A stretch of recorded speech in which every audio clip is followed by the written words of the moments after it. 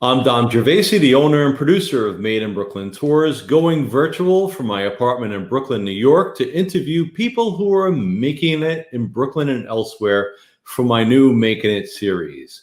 In this episode, I'm interviewing Susan Ruddie-Spring, owner of The Wedding Dresser, a collective of Brooklyn-based fashion and costume pros who alter their dresses and build their accessories to support their own design work. Hello, Susan. Let me add you to the screen. There you are. Hey, Dom. Nice to see you. Nice to see you too. Nice to see you unmasked. Yeah, thank you so much for having me today. You're very welcome. How's everything going? How are you feeling? It's been a really interesting week. We just reopened 2 days ago. So as you'll see in our tour, the studio is a bit of a mess. We are still seeing brides who are still getting married, but many are having micro weddings. So they're all kind of stressed out and a little shell-shocked. But you're the person that is going to make it a magical occasion, right? Our mission is to take the stress out of dressing for your wedding and other special occasions. And we're really doubling down on that mission this season. Yeah, I've been at your studio in Brooklyn, obviously on the Made in Industry City tour. And it's a very casual affair, and you have a lot going on there. When I go to your website, I can see all the people that are involved, and it always seems very, very accessible. When I go, women don't dress anymore, and they're not necessarily comfortable being the center of attention or walking the red carpet or whatever they're doing for their event.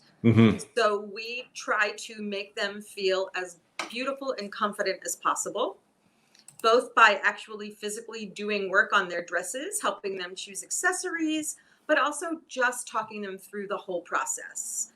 My background's in costume design, so I'm used to working with stars, and I know what they do to get ready for the big night. So I help women practice posing for a camera and recommend that they practice smiling into a mirror first and things like that. Tell us about what the Wedding Dresser is all about. You know, when did it get started, and you know what you're all about, what you do there at your studio in Brooklyn, and I believe you've now expanded to Baltimore as well, right? Yep, we are opening in Baltimore this summer. I moved back to New York in 2007, and I was working as the costume shop manager or production manager for a big shop called Eric Winterling Studios. That was the year that Little Mermaid opened. So I was supervising a shop of 65 dressmakers, seamstresses, tailors, and hand finishers, making things for everything from Phantom of the Opera in Las Vegas, tons of tours. One of the projects I did, actually my first day at that job, was doing a fitting with Meryl Streep for the Mamma Mia movie musical.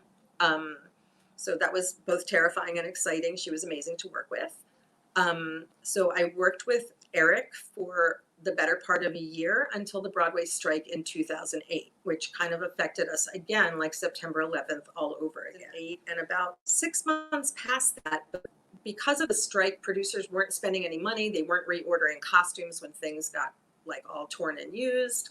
They weren't putting tours. They weren't starting new projects. So I got laid off from Eric's, and I saw an ad from Kleinfeld, which is the biggest, fanciest bridal salon in the country, and it was to sell dresses. So I thought, oh, I've done some bridal. It was really fun. I'll go do bridal for a while and see what happens until the strike fallout is over. When I went to Kleinfeld, I applied to sell dresses, which would have been fun, and instead they saw my resume and stuck me in the alterations department because they said they wanted me to learn the business from the ground up, like I was working in the mailroom. When I was at Kleinfeld, because all of the dresses were silk, that was the first place I came up with the idea of dyeing dresses after the wedding so you could wear them again. Because if you had a $20,000 silk Marqueso, or if that had been a Carolina Herrera, you definitely didn't want to wear ones, clean it, and put it in a box. So I dyed a few dresses for my Kleinfeld patrons. And after bridal is seasonal, so when I got laid off in October after the bridal season was over at Kleinfeld, I put an ad in The Knot, which is a wedding site. I actually started the Wedding Dresser in 2010. My original goal was to expand some of the skills I use in costume design by dyeing and painting wedding dresses so you could wear them again after the wedding, and restyling vintage dresses for brides who wanted to wear their mom's dress. So Okay. the business sort of started by accident. I advertised the restyling and repurposing wedding dresses, and then a bride called and asked if we would just do alterations because she bought a sample and didn't want to go to a dry cleaner or a tailor. So I, of course, said yes. And then she put our name on some blog when people asked about bridal alterations in Park Slope. And that kind of started my business. So for the first year, I did everything myself, all of the fittings, all of the sewing, all of the cutting and pattern making and stuff. But I quickly realized there was a big need for this service and that I could do more work and better work if I brought other people in. So the second year of my business, I hired a couple of bridal professionals and costume professionals who had their own studios and who started helping me with the alterations work.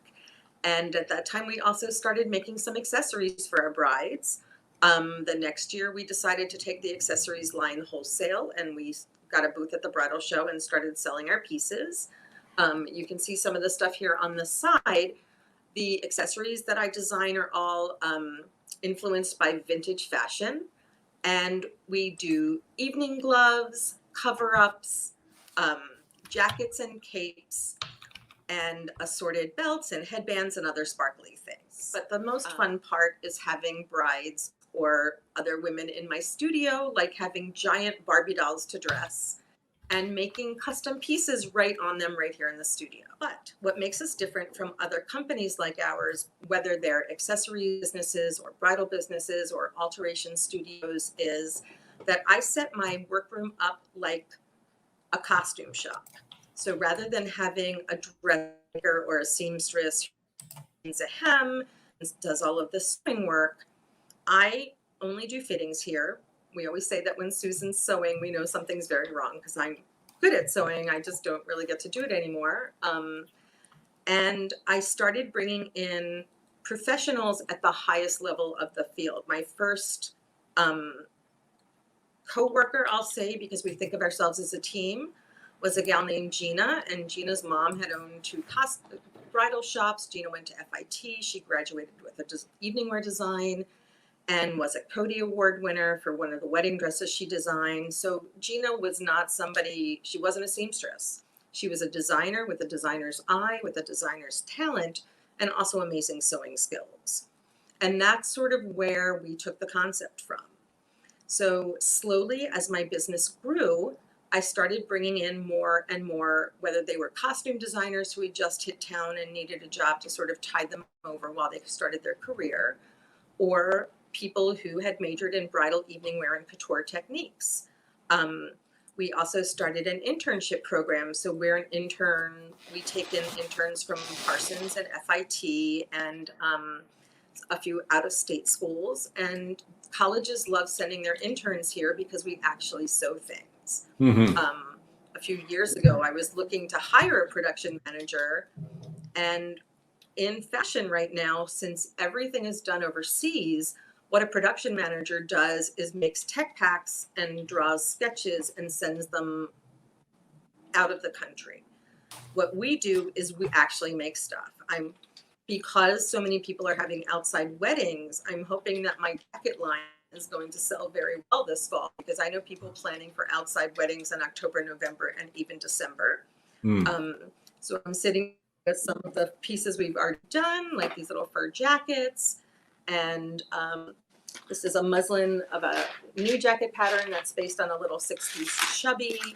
This is some amazing silk velvet that I found at a fabric show made by a company in Spain. And we're right now trying to figure out what capes, jackets, and things we're going to make for the fall season.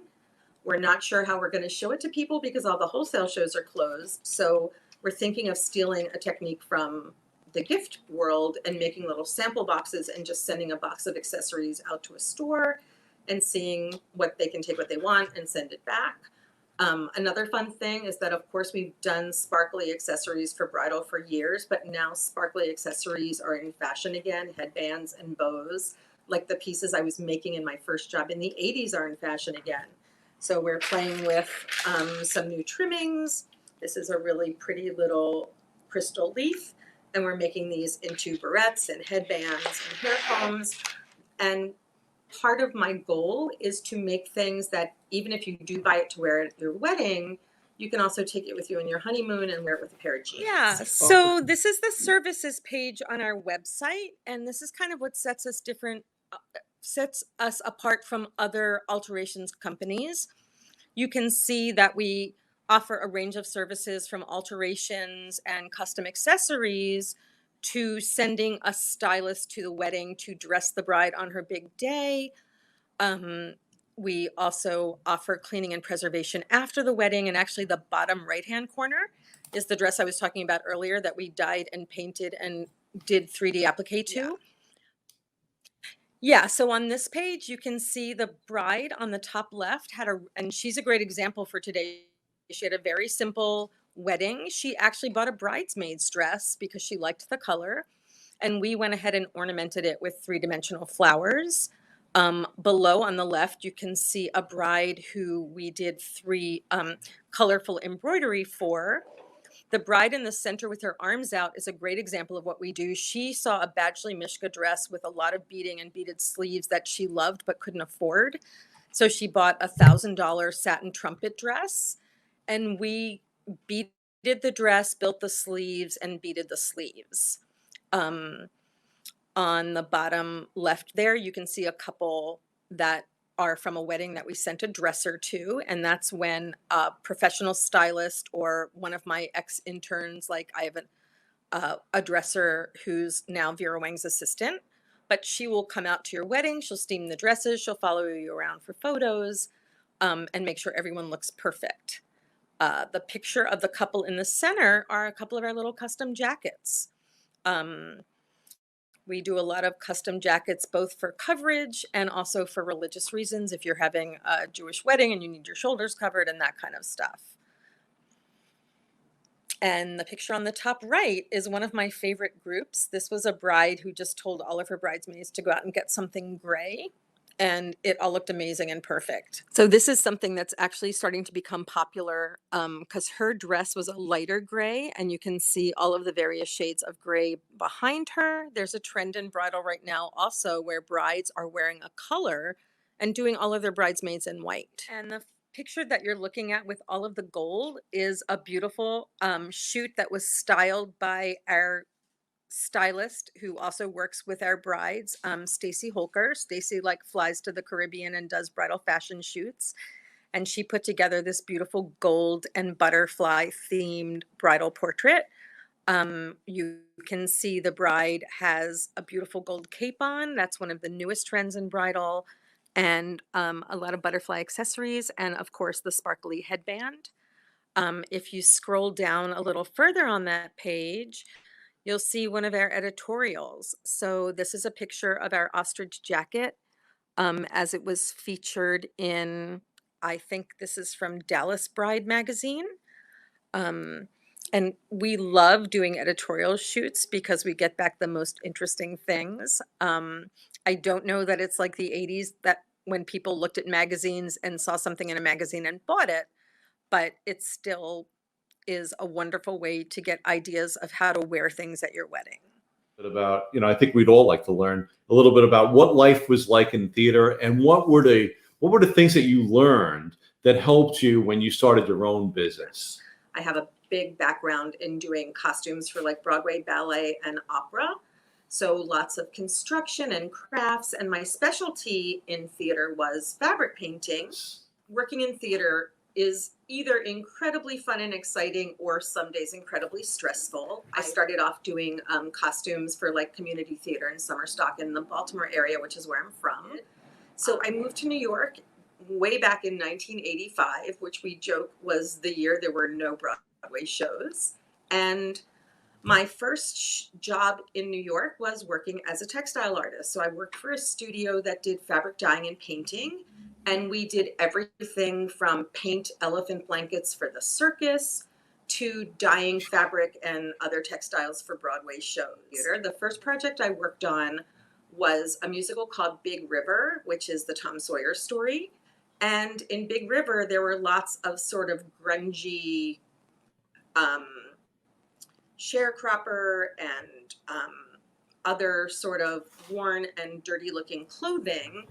And what the designer did was, instead of using like burlap and jutes and things that would have been made out of flour sacks, they bought gorgeous raw silk with all of these beautiful colors in it. And then we over dyed it to look like muddy burlap. And it was amazing to work in this giant workroom with hundreds of people, all with amazing craft skills. They had a millinery department, a dyeing and painting department, sculpting, and I felt so comfortable there. I pretty much knew that it was going to be for the rest of my life. And we literally dyed, painted, or silk screened every piece of fabric that went into that show. When the Mark Morris dance group came back to New York, they hired me as their wardrobe and costume designer, and I got to work with them for 7 years. I also did at that time a lot of little like off Broadway plays and mini operas and that kind of thing. And the thing I loved about it was that everything that you did was completely different. So one of the things that you do as a costume designer that is nothing that anyone ever teaches you in design school is the assistant or the head assistant is also in charge of the budget. So whereas a set designer will draw some pretty renderings and make a model and then turn it over to a technical director, a production manager, or whoever, the costume designer and her team do all of the research, create all of the sketches, go out and find all of the fabrics, decide what fabrics go on what costumes. Then as the head designer, somebody would hand me a pile of 185 sketches and tell me I had a $600,000 budget. And it was my job to make the $600,000 come out the other end as all of the costumes. So when you work on a Broadway show, the show is divided into usually 6 or 8 different costume shops. And once the stuff is under production, you just go from shop to shop to shop and you fit all of the characters.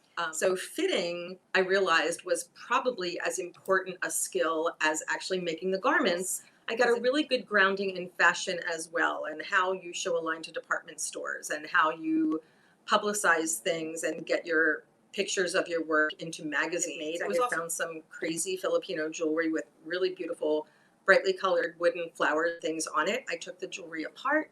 I made the wooden flowers into little hair bows and barrettes and things. And one of my barrettes was picked up by a stylist, and it was in Elle magazine, and that was my very first line. So that was really encouraging. It was a different world back then, and when you had something in a magazine, stores would call you. So from that one picture in Elle, I got like 15 stores and a lot of private clients. So I continued making all of jewelry, selling both wholesale to stores and selling at like craft shows and art fairs and things like that. And that's what funded me to be able to be a costume designer. I could tell that this seems to be like an evolution. You were doing all this stuff in theater and getting and learning about fashion more and more, and then eventually it just made sense to start your own thing. Are you able to show us around to give us a little tour of your place? Would you like to see a little bit of a studio tour? Yeah, let's do a little Made in Brooklyn virtual tour. And so the first thing you're looking at is just a giant rack of clothing. But part of the reason I came over here is because I wanted to show off some of the projects we're working on right now. This dress is a 1950s New Look dress that the bride's great aunt had worn, and then her mom wore, and now she's wearing for her wedding. You can see. Yeah, so this is a beautiful 50s New Look dress that if you guys check in with my Instagram, you'll be able to see done in 2 months. A lot of this is a restoration project, restoring all of the sequins and beading and lace at the top because it's a little dry rotted and falling apart. We're also working on the hem because the dress was too short. So we're coordinating lace and adding a lace border. And then we're resizing it so that the bride will actually fit into the dress, which was made for someone much younger than she was. If you follow me this way, this is sort of the boring part of the studio. We have lots of fabric. We have some specialized equipment, like this is a heat press, and it's made to put sequin or rhinestones onto fabric. so that we can decorate the fabric before we put things together. So that's another way we embellish besides hand painting. If we come back here, this is our little craft department. So we're working with these beautiful, I don't know if you can see them. These are sequin and beaded pansies that we found from a company in India that we're making into decorations on a cape. Really simple things. Like I found this really cool fabric with stripes of sequins and beads that we'll be making into headbands and belts. The other side of the studio, you can see behind me, stay back where you are, Tris. We make all of our own patterns here. We have industrial machines where we do all of our own sewing. Maybe you can tilt down a little bit. Right now, unfortunately, my team is all sewing from home because of COVID and they're afraid to take the subway. But the nice thing is we do have enough space to socially distance. So hopefully by July, we'll have people back sewing in our studio. This is sort of a wall of accessories that we've done in the past that we're looking at the different shapes of capes and things to see which of these pieces we want to move forward to the next season, what we want to do in another fabric. Like I said, my designs are influenced by vintage fashion, and I get a lot of my inspiration from movies like Funny Face or How to Marry a Millionaire. This jacket has something called a bishop sleeve, and there was a lovely man who used to work with me named Skylar Grant. Skylar started as an intern and worked with me for 7 years until he was running the studio. And the reason I hired Skylar is because he knew what a bishop sleeve was. We made this jacket about 5 years ago, and now this type of big balloon sleeve is all over fashion. So the nice thing is that we're always a little bit ahead, and that way some of the designs we make can be sold for years. Where do most of your clients come from? Are they in Brooklyn, a lot of them, or do they come from all over? My clients come from they come from all over the tri-state area. We a lot of Connecticut, Long Island, New Jersey. For vintage dresses and dyed dresses, we get girls from all over the country. We have a lot of brides who drive up from Philadelphia and Washington, D.C., which is why we're opening the second location down there, because there seems to be a dearth of those services. But for things like dyeing dresses, we even have people that ship dresses to us to be dyed. I just pulled one out. This is one of our more recent projects. The fun thing about dyeing lace dresses is that they have a lot of different fibers in them. So this is the original dye swatches that we did, where we tried all of the fabrics in the dress with different preparations of dyes to see what colors would come out. We sort of picked this one, and you can see the finished here, where the background came out the sort of beautiful blue gray because it's nylon and poly. The embroidery is rayon and cotton, so it took color very differently, and even the little sequins dyed, which made it very fun. So this dress is going home, and now she can wear it at all of her friends' weddings. This is another dye project. This was an incredibly serious, giant tulle ball gown with a very classic lace bodice. And because the bride is not the size she was when she got married, we're changing the back into a corset back. This is another really fun example of how we can throw a dress into one pot of color. And it comes out all of these many different colors, but in a good way. I never seen a red wedding dress. Is it common now to have wedding dresses that are not white? It actually is. So starting last year, it's become much more common to do wedding dresses in colors. It started with like blushes and nudes and that kind of thing, and moved to grays and things. But we've even gotten a few clients now where we're dyeing and painting dresses before the wedding. Unfortunately, I couldn't get the dress here for this interview, but I will send you some pictures of a bride that went out and bought a traditional lace wedding dress a year or more before her wedding. And then as fashions shifted, she started seeing dresses with color and embroidery. So she brought the dress here and asked if we could add colorful embroidery to the dress, which would have been clunky. So what we offered was to paint the lace. So we went over the whole dress and hand painted colors into the dress. We applied 3-dimensional petals and roses. I will send you some pictures so that your guests can see that dress as well. But that was one of our most recent giant fun projects. And we're hoping to do more and more of those now that all of that stuff is back in fashion. What are some of the most, right now, everybody's adjusting. You mentioned at the start of the interview that, there are micro weddings. Also, one of the images on your website shows people on a beach, social distancing. So, in terms of, not just in terms of fashion, but just in terms of what's the latest in weddings that you see in terms of how people are adapting to the pandemic. What are you seeing, and what's the most the funnest way that people are adapting? I'm just curious. I honestly think the funnest people are acting is by letting go of what the thought of their wedding was and creating this very romantic, perfect moment that's just for them.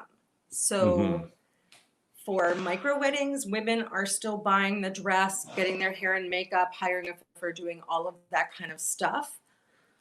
But they're able to pick the 10 or 20 people who are the closest to them. A lot of people are sort of ditching their big wedding plans and deciding just to go ahead and get married. So we opened 3 days ago and suddenly have a rush of August brides. And some of them are going to their favorite hiking spot and hiking up a mountain and getting married on a mountainside. Some of them are going to private beaches. One couple was getting married on the roof of their building. These are not weddings that you can have and invite 100 people to. I would love to go to the wedding where they're hiking to the top of a mountain. We made sure that the dress would hike with her and that her shoes will hike with her as well. The advantage of being a costume designer who does bridal is that I know how to make clothes that move and actually are practical and work. So it's been really fun. And in a way, they're once they get the new plan done, they're somewhat more relaxed because not everyone is comfortable being the center of attention in a group of 250 people and being photographed and being on an aisle. So for some people, it's a little bit of a relief that they can sort of pull back and do something that's way more personal. Are there other people, of course? I was going to ask you if some people are doing virtual weddings, maybe doing a Zoom meeting for the wedding. Is that happening too? Yeah, we're seeing Zoom weddings, Instagram, and all sorts of live streamed weddings. My godson got married on Memorial Day weekend and ended up having to do a Zoom wedding out in Missouri. They lost their venue. They lost all of their planning. They were going to push the wedding back to October, but they were high school sweethearts, and they had waited so long to get married that they found a winery, got the winery to open up for them because it had an outside bar, an outside venue area. They were in Missouri where they could have 20 people, and they had this very sweet, very personal one. The bride's aunt was the celebrant, so she did the ceremony. It was only their closest friends and family, and it was just lovely. So a lot of people are finding interesting and creative ways. I know you've seen some of them on TV where people are getting married out in the streets of New York and having everybody around them as guests. People are also doing that in some of the parks. But these people will definitely have a memorable wedding story and tales to tell for the rest of their lives. It's quite the year to start a life together. We are also seeing a lot of stress and tension in the couples because suddenly people who had normal lives are working from home and stuck in an apartment 24/7.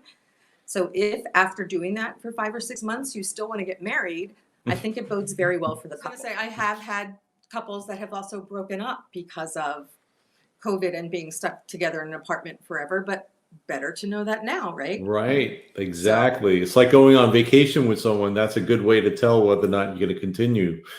So you've seen them come in kind of shell-shocked by the situation and you're helping them along, guiding them along to what the wedding could be. So they're planning something that they don't have an experience of. So they've been asking me everything they could think of about like going to my godson's wedding and other virtual things that we've done.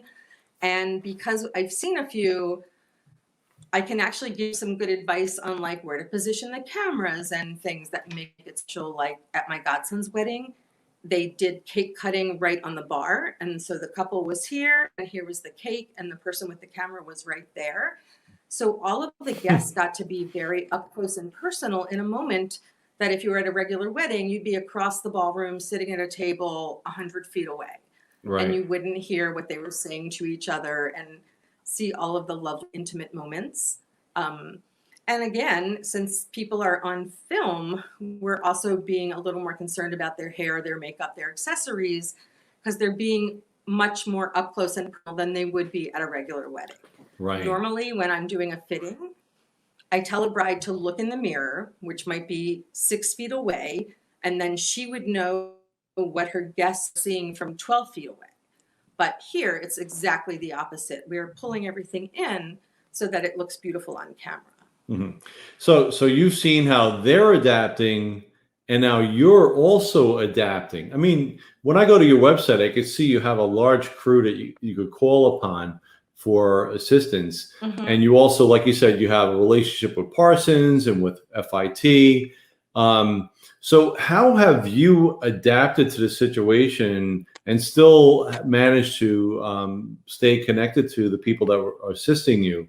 I mean, you said, I think you said in the beginning that you also are expanding into Baltimore. So you're not really, you're not Yeah. stopping. You're actually keeping on going and adapting with the time. So The interesting thing is that we're actually going back to our original model, because when I started my business, like I said, it started by accident, and I was living in a floor through in Park Slope. So my very first fittings were all in the brides' houses, and my first hires were working out of their own studios. So the first thing we did, since we sort of saw this coming before New York actually shut down, is we made sure, I'm very fortunate that because the people that work with me are professionals, like Marissa, who was just about to become our production manager when we shut down, also makes custom dresses and has ghost designed lines of dresses for other designers. So she already has a studio in her apartment where she was working anyway. Gala, who works for me, who's an amazing dressmaker. Her other thing is that her daughter is an Olympic rhythmic gymnast, and she makes rhythmic gymnastic costumes. So because she had that other business, she's already set up in her apartment to sew. So because we didn't get a PPP, my people are all freelancers, so none of them have gotten a penny of their freelancer unemployment yet. So I've actually been keeping everybody sewing through the shutdown in their apartments. wow. One of the ways I was able to do that is we've instituted doing virtual fittings. A virtual fitting is where the bride and I get on either Zoom or FaceTime. They put on the dress in their apartment. Customization is a huge thing right now, and that's one of the things we specialize in. So we can talk about what changes they want. We can look at their Pinterest research together and start to figure out what they want to do with their dress. I can give them a cost of alterations because I've been doing this for so long that I can actually tell people what their fitting issues are from a picture and how much it will cost to fix them. We've also even done a few, because we do so much vintage. I've had 2 vintage clients in the past couple of weeks where we did a virtual fitting. Their mom stuck a few safety pins in the dress so we knew like exactly where it hit the waist or whatever. And then like one gal lived out in West Hampton. She drove in and dropped her dress off at Marissa's apartment in Williamsburg. Marissa started deconstructing the dress and letting it out. So we did that whole first step before she even came to our studio. So by the time she got here, we were at her second fitting, which is a good thing because she's getting married in her backyard in the Hamptons in August.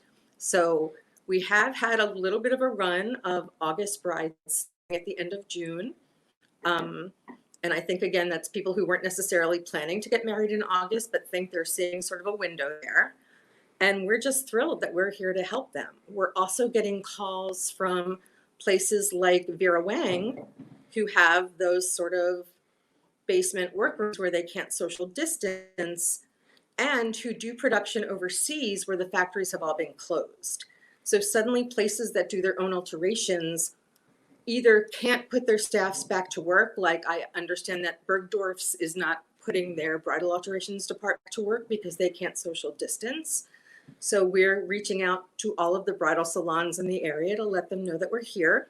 We're also just getting random calls from stores that we've wanted to hear from for years that are asking if they can send their brides to us, because not only do we have socially distanced brides or workers that are working with us right now, I know hundreds and hundreds of costume designers that are out of work, and I'm hoping that we can give them a little bit of work as well.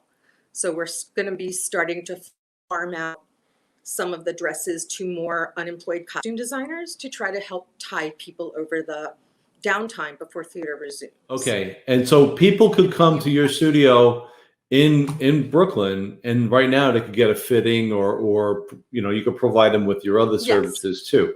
That's great. So any last words before we wrap up?